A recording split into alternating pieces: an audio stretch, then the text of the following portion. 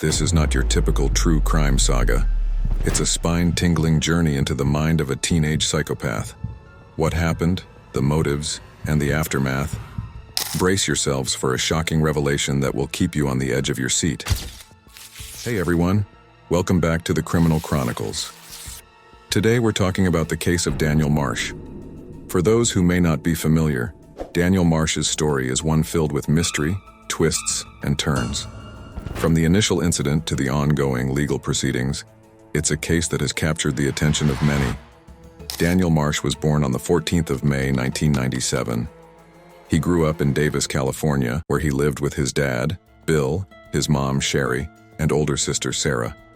There are quite a few significant events that happen in Daniel's childhood, not always to Daniel, but they're still significant. The first one is when Daniel was just 2 years old. His mom, Sherry, suffered a head injury.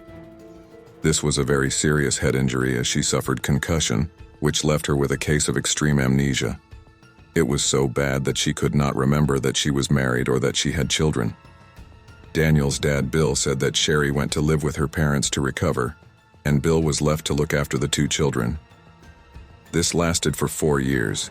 Daniel was only 2 years old, and it lasted until he was 6, and then after the 4 years, she moved back in with the family. It's not quite known if she had been treated and had recovered her memory or not. Apparently, Sherry actually denies ever having amnesia.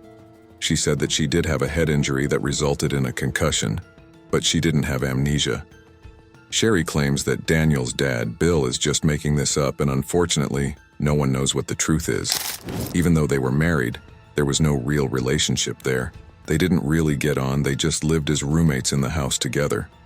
When Daniel was 10 years old, his mom had an affair with a woman, and this woman who happened to be Daniel's kindergarten teacher. As a result of this affair, Daniel's parents split up and Daniel's mom continued the relationship with his teacher. Daniel actually refuses to be around his mom and his teacher. He just didn't really want to acknowledge what was going on, and he avoided being around his mom at pretty much all costs. This situation made Daniel very angry. When Daniel was around his mom, he was very angry. He was very confrontational. He would swear at her. He would call her names, would use some homophobic slurs, all of which he learned from his dad because his dad used to use the same kind of language towards his mom as well. So Daniel went from a kind, loving, caring child to a very angry, very confrontational child. At the age of 10, Daniel starts to fantasize about killing his teacher, the one his mom was seeing mom. He is telling other people about these thoughts as well. He would go around telling people that he wanted to slit the throat and strangle his teacher to death. Remember, this is not just a one-off event, as he repeatedly tells people that he wants to kill his teacher for an extended period of time. Daniel was seeing a therapist, and he was also telling his therapist about his fantasies. He would also say to his therapist that he fully intended to make these fantasies a reality. Again, I feel like I just need to stress he is 10 years old and this is just not normal. In November of 2009, Daniel was 12 years old. Daniel was at his dad's house and they were both sitting at the table working through Daniel's homework when suddenly Bill started to have severe chest pain and he was having a heart attack. So Daniel and Bill jumped in the car as Bill at this point was still okay to drive, and they started driving, making their way to the hospital. So Bill was driving, and he was driving pretty fast, trying to get to the hospital as quickly as possible, when all of a sudden his heart stopped beating and he fully blacked out, but his foot was still on the accelerator, so the car was still moving and also going out of control. Daniel is completely terrified at this point. His dad has passed out next to him and the car is completely out of control. They're also going at full speed. There are pedestrians everywhere. There are other cars. Daniel tried to press on the brake, but he couldn't reach it, and Daniel knew that he had to bring the car to a stop somehow. Otherwise, he, his dad, and other people are gonna get severely hurt. Daniel managed to grab the steering wheel and steer the car off the road. The car jumped a curb, went through a hedge, and smashed into a concrete wall. Amazingly, Daniel wasn't injured by this accident, but his dad next to him was still blacked out, and Daniel went into a huge panic. He thought that his dad was dead, but then he remembered the CPR adverts that he saw on television. Quickly thinking, he started beating on his dad's chest like the adverts told him to, and he was just hoping and praying that it would work. that something would happen. And amazingly, it did. Daniel's dad woke up with a gasp. His heart had restarted. Daniel had literally saved his dad's life. And following this incident, the story broke the news nationwide, and Daniel understandably became a little bit of a media sensation. Daniel was giving TV interviews, articles were being written about him, and he was even given the Red Cross Heroes Award. But, according to his mom, the incident of Daniel saving his dad's life completely traumatized him. His mom said that the more attention that he got, the more he had to relive the trauma, and this made him go further and further down his dark path. Unfortunately for Daniel, things weren't much better for him at school. As Daniel entered his teenage years, he did become a little bit of an outcast. He didn't really fit in, and he struggled to make friends. But he actually had a few friends, and he also had a girlfriend, so he wasn't completely alone. Now, a lot of people have commented on what Daniel would wear. He used to wear a lot of black clothing and a lot of combat boots. Daniel would introduce himself to other people in a strange way. He would go up to people and say, "Hi, I'm Dan and I like the dark." And he did get teased a lot for this, and he got the nickname Dan Who Likes the Dark. Daniel was also known for another one of his hobbies. He was known for fire spitting. He also had a hobby of harming animals, and this started when he was young, and it said that he started out by harming birds that he would just find in the neighborhood. Something else that Daniel actually suffered from was bedwetting as well. He also was being bullied. The bullying that Daniel went through meant that he started to skip school. His grades started to slip. He started to misuse marijuana and alcohol. He was drinking very heavily, and he also started shoplifting. His drinking habits also started to become a problem at home, because whenever he was drinking, he would have violent outbursts, and he would on occasions destroy furniture, punch doors, punch holes in walls, etc. His mom said that Daniel pretty much did whatever he wanted whenever he wanted to do it. Either one of his parents knew how to deal with him, knew how to control him, and knew how to kind of get him on the right path. And obviously, he was living between the two homes because his parents had separated. At one point, Daniel's behavior was just so bad. Daniel's dad just completely kicked him out of the house. He didn't want to deal with him anymore. So Daniel started to live permanently with his mom. And to no surprise, Daniel really struggled with his mental health. He was actually suffering from severe depression, which led to a number of occasions of self-harming, and he did express quite often that he wanted to take his own life. Daniel has said that he wanted to do anything, to feel something he just couldn't feel. He was that numb with depression, and he would do literally anything to have some kind of feeling, which included things like starving himself.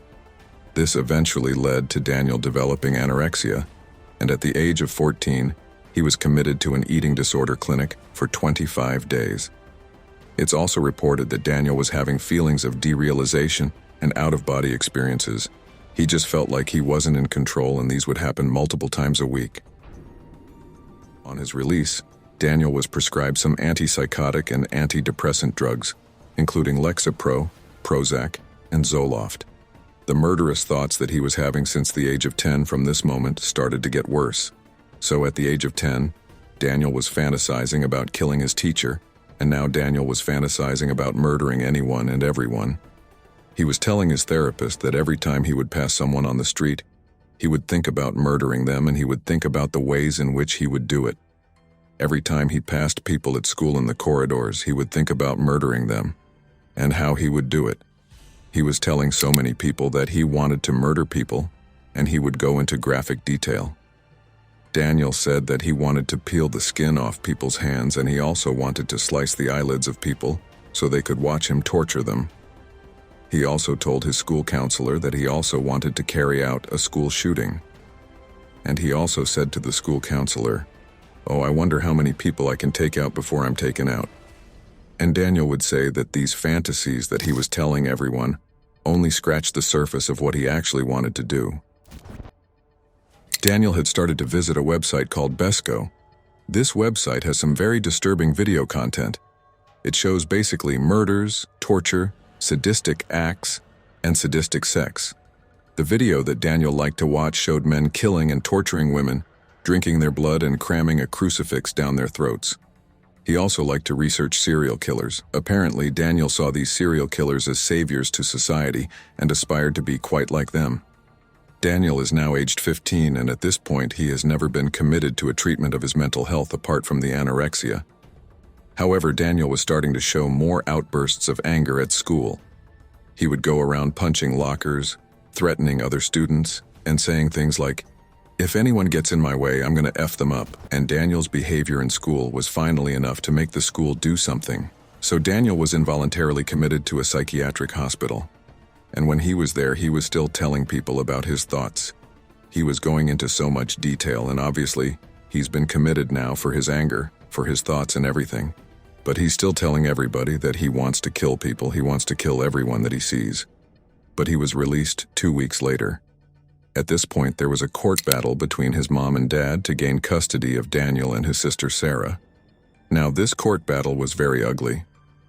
Daniel's dad, Bill, was accusing Sherry of struggling herself with her mental health, that she was unfit to raise Daniel and Sarah, and especially because Daniel was obviously having issues, she just wasn't able to cope with him.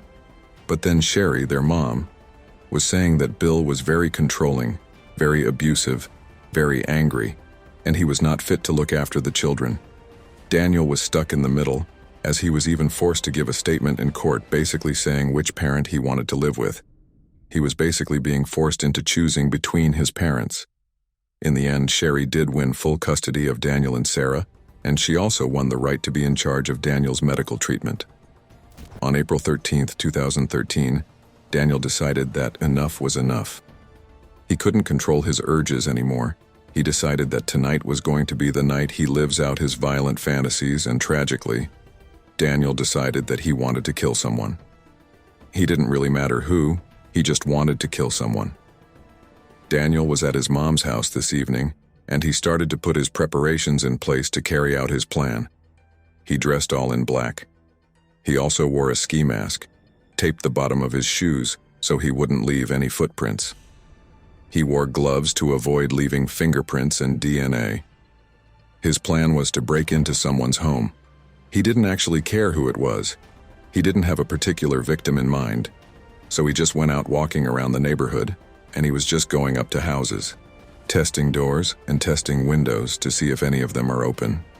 Daniel checked anywhere between 40 and 50 homes that night, looking for an opportunity for an open door or window.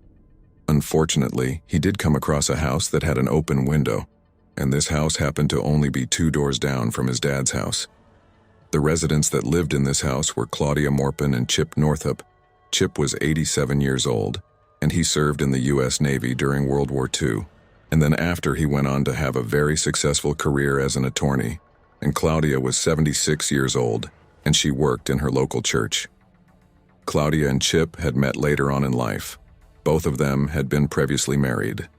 They had been married for nearly 20 years, and between the two of them, they had 11 children, 14 grandchildren, and 8 great-grandchildren. On the evening of the 13th of April 2013, they both went to bed. They said goodnight to each other like they did every single night. But they didn't know that that would be the last night they would ever say goodnight to each other. So in the dead of night, Daniel broke into Claudia and Chip's home. He made his way up to the bedroom where they were sleeping, and he just stood over them and watched them sleep for like 10 minutes. Daniel was reportedly very nervous but excited and exhilarated, and as he was watching them sleep, Claudia woke up and saw him. And when she saw Daniel, she just started screaming. And this is when Daniel launched his attack. He started stabbing Claudia repeatedly in the torso. Claudia pleaded for her life. Even though she was being stabbed in such an aggressive, frenzied way, she was still pleading with Daniel for her life. But it's reported that this just motivated Daniel even more, and his attack just continued and actually got a little bit more frenzied. Obviously, all this commotion woke Chip up, and then Daniel launched his attack on Chip as well. He stabbed both of them until they were completely unresponsive. By the end of this very violent attack, Claudia had been stabbed a total number of 67 times, and Chip was stabbed a total number of 65 times. He decided that he wanted to explore his victims' bodies. He started cutting both Claudia and Chip in the abdomen and started to disembowel them. He then pulled out fat from the leg area and torso. He then tried to take out Claudia's eye because he wanted to see what was behind the eye. He wanted to just examine what he would look like, but it was too difficult. He actually couldn't do it. then started to cut open Chip's forehead, just slice it open just to see what was behind the forehead. And then he had obviously opened up Claudia and Chip, and he placed a cell phone in Claudia's abdomen and a drinking glass in Chip's. Daniel claims to have done this to F with the minds of the people investigating this case. After he was done, he just fled the scene. The next day, the police were obviously called out to the house. The officers investigating and who were on the scene said that it was the most sadistic murder they had ever come across. However, the police couldn't find any evidence as to who did this. There were no fingerprints. No weapons were left behind. There was no DNA. The police didn't have a clue who had done this, but because of how violent and vicious the attack was, the police came to the conclusion that it was someone carrying out a personal vendetta against the couple. So therefore, the murderer must know the couple. The police officers will always look at the family and friends, the people closest to the victim, as initial suspects. And this is exactly what they did. They brought in Chip's son, Robert, and his two grandsons, Oliver and Tony, in for questioning, and the interrogation of the three of them lasted for over 12 hours. Now, the police were convinced that one of those three carried out the murder. The police started digging into all three of them. The police found out that Oliver had schizophrenia, which they tried to use against him. They also found out that Robert had had his carpets cleaned the day of the murders, which, granted, looks very suspicious. They found a drawing of Tony's that was pretty disturbing. It shows someone holding a knife, standing over a bed with children lying in the bed, and Tony, out of all three of them, did face the most scrutiny. The police were really convinced that he did it, but all three of them were completely innocent. All three of them had to go through police interrogation, police scrutiny, public scrutiny. They lost thousands of dollars hiring attorneys and also repairing the damage that the police have done to all of their homes, especially Robert, because they literally pulled off all of his carpets and the plumbing. And it was a complete nightmare for the family. And on top of all of that, they're mourning the loss of Claudia and Chip. Daniel was living his best life. He was attending school. He wasn't as violent anymore. He was even named Student of the Month. It really is like he had this pent-up aggression, and he let it all out. And now he's thriving. Now he can function. Daniel was really cocky about these murders. He was actually going around telling people that he committed them. He told his friends. He told his girlfriend. He was openly bragging. He felt proud of what he'd done. Now, his friends and his girlfriend are absolutely terrified of him at this point, but even more chillingly, Daniel told his friends and his girlfriend that he fully intended to murder again. 2 months after the murder, one of his friends realized that they couldn't let him kill again and went and reported him. By the time Daniel is brought in for questioning, he had turned 16. When the police first started the interview of Daniel, they were just in complete disbelief. Initially, Daniel denied all involvement. For 3 hours, Daniel pleaded his innocence. So the police started asking Daniel about his fantasies, and they were really hoping that this would open up Daniel and that he would slip up or he would voluntarily tell them about the murders. The police then asked Daniel about Chief and Claudia. Daniel said, "I'm really effed up either way, aren't I?" And then he went into a full confession. He went into graphic detail about the murder. Daniel basically described in the interview how he would kill the detective interviewing him. By the end of the interview, Daniel was charged with 2 counts of first-degree murder, with special enhancements for inflicting torture and demonstrating exceptional depravity in the killings. At trial, Daniel pleaded not guilty by reason of insanity, but Daniel was evaluated by a psychiatrist, and he was deemed completely sane. Then to top it off, Daniel actually threatened to kill the psychiatrist that diagnosed him. In the end, the jury agreed, and Daniel was found guilty, and he was sentenced to life in prison with a minimum of 52 years before eligible for parole. Daniel has made quite a few appeals saying that he's a changed man. When he committed the murders, he was very young, he was naive. There was also a law that was passed in California, which meant that Daniel may have had his sentence reduced because he was only 15 at the time of the murders.